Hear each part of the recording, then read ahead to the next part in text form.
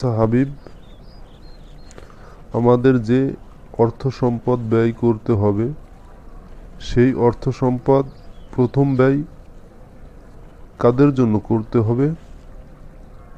জায়েদ, অর্থ সম্পদ ব্যয়ের ব্যাপারে আল্লাহ সুবহানাহু ওয়া তাআলা তার পবিত্র কুরআনের সূরা বাকারার 215 নম্বর আয়াতে বলতেছে, তারা তোমাকে জিজ্ঞাসা করে তারা কি ব্যয় করবে।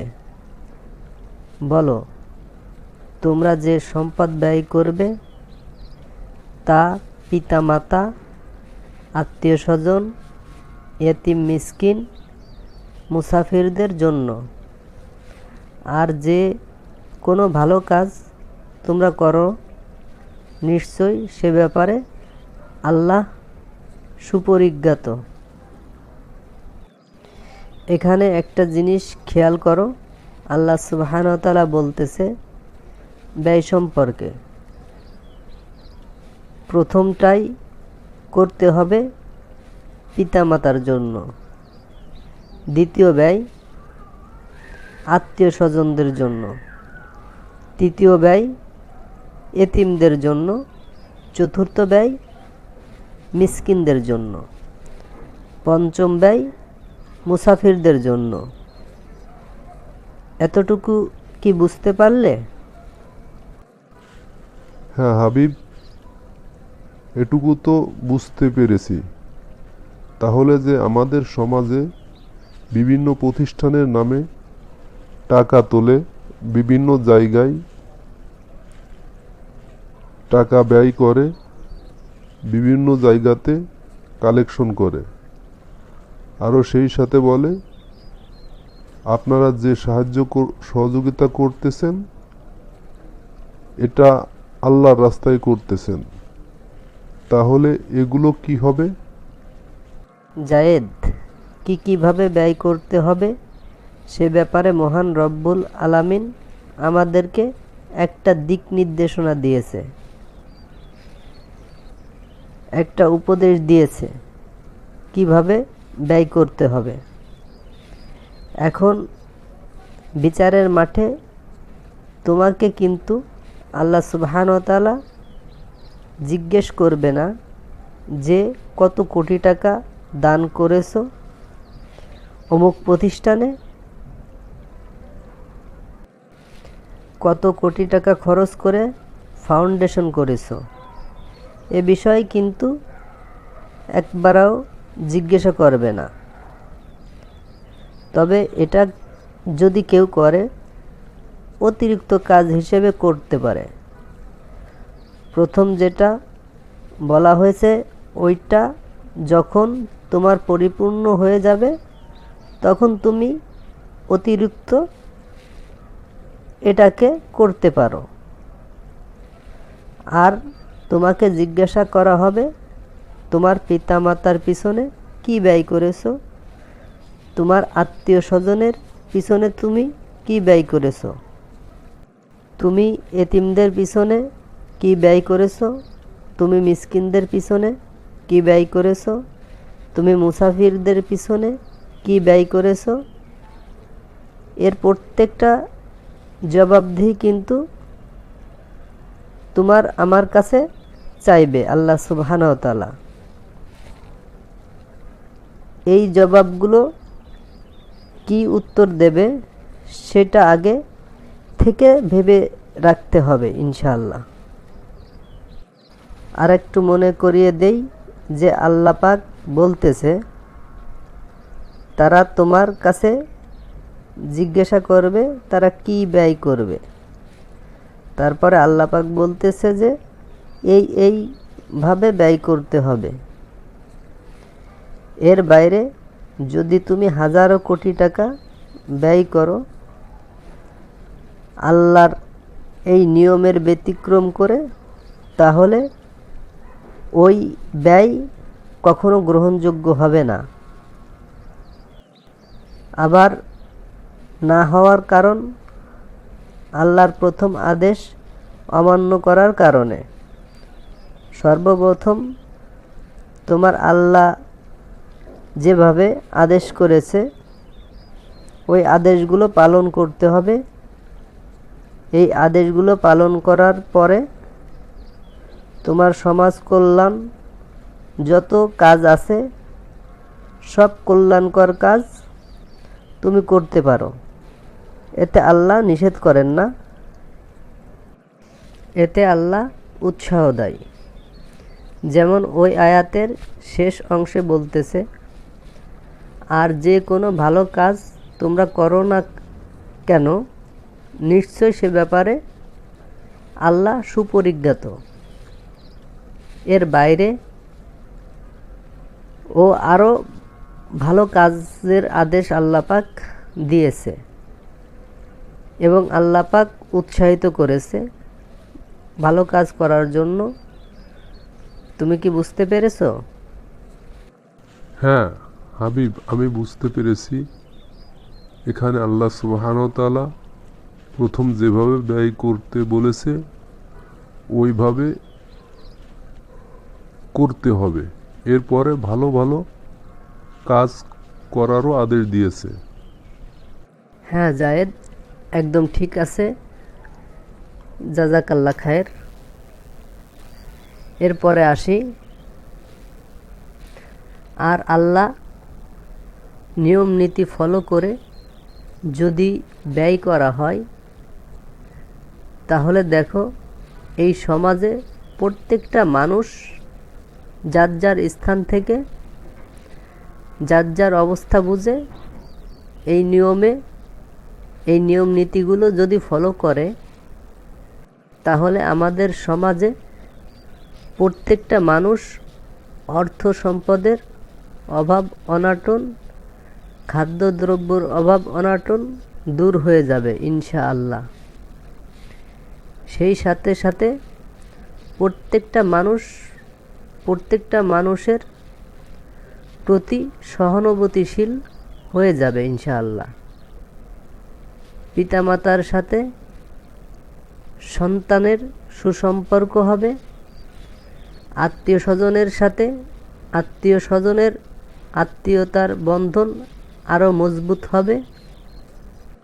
এতিম পরিবারের টাকা পয়সার অভাব দূর হয়ে যাবে, মিসকিনদের খাদ্যের কষ্ট, বাসস্থান, টাকা পয়সার কষ্ট দূর হয়ে যাবে। যারা মুসাফির আছে, যারা তাদের নিজের এলাকা থেকে আরেক এলাকায় সফরের অবস্থায় থাকে, তাদের অনেক সমস্যাই সমাধান হয়ে যাবে। যেমন সফরে থাকাকালীন অবস্থায় কেউ যদি অসুস্থ হয়ে পড়ে বা অর্থ সম্পদ হারিয়ে ফেলে ও তার আর টেনশন হবে না। এই কারণে মুসাফির ভাই ভাববে এইখানে তো আমাকে সাহায্য করার লোক আল্লাহর বান্দারা আছে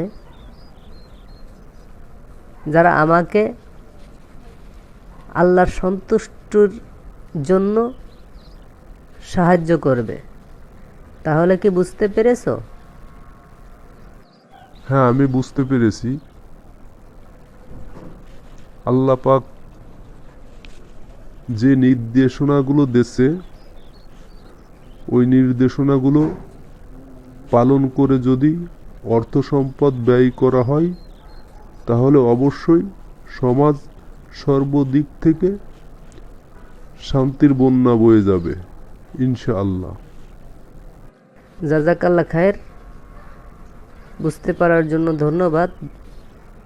জায়েদ, এই বিষয় যদি প্রত্যেকটা খণ্ড খণ্ড আমি ব্যাখ্যা করি তাহলে তুমি হয়তো আরও বুঝতে পারবে যে কত সুন্দরভাবে আল্লাহ আমাদের উপর দিক নির্দেশনা দিয়েছে, আরও এই কাজগুলো করার জন্য আল্লাহ পাক উৎসাহিত করেছে। এই কাজগুলো করার জন্য আল্লাহ পাক ওই আয়াতের শেষ অংশে বলতেছে, আর যে কোনো ভালো কাজ তোমরা করো না কেন, নিশ্চয় সে ব্যাপারে আল্লাহ সুপরিজ্ঞাত। এখানে এই কথাগুলো আর একটা বিষয় ও ইঙ্গিত করেছে, সেটা হচ্ছে প্রত্যেকটা ভালো কাজ করতে হবে আল্লাহর সন্তুষ্ট অর্জনের জন্য, কোনো মানুষের কাছে প্রশংসা পাওয়ার জন্য না, কোনো মানুষের কাছ থেকে সেলিব্রিটি পাওয়ার জন্য না।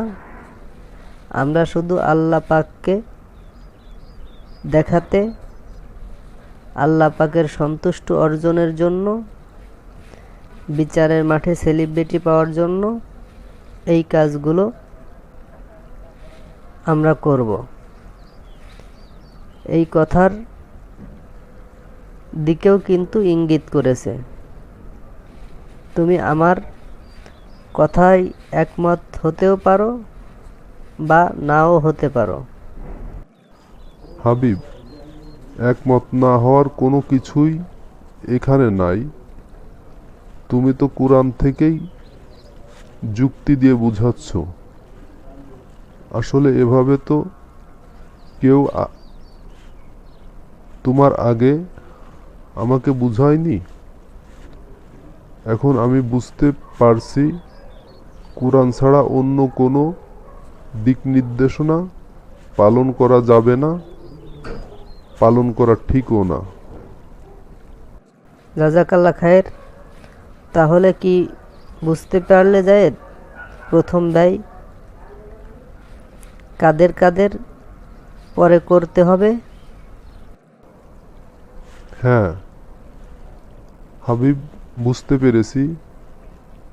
আলহামদুলিল্লাহ, এই সূরা বাকারার 215 নম্বর আয়াতটা বলে দিয়েছে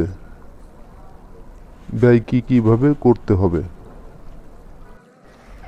এখানে যদি এভাবে ব্যয় না করে কোনো এক দলের বড় হুজুরকে বা কোনো এক পীর সাহেবকে হাজার হাজার টাকা দান করি বা করো, এই আয়াতটা ফলো না করে, তাহলে ওই দানে, ওই ব্যয়ে কোনো উপকার আসবে না।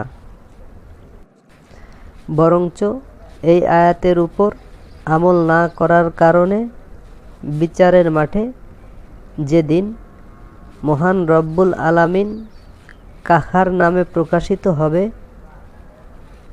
এর জন্য কঠিন থেকে কঠিন জবাব দিতে হবে। সেই মহান কাহারের সামনে, বুঝতে পেরেছ? তিনি একরকম আদেশ করেছে, আমরা যদি আরেক রকম করি তার জন্য।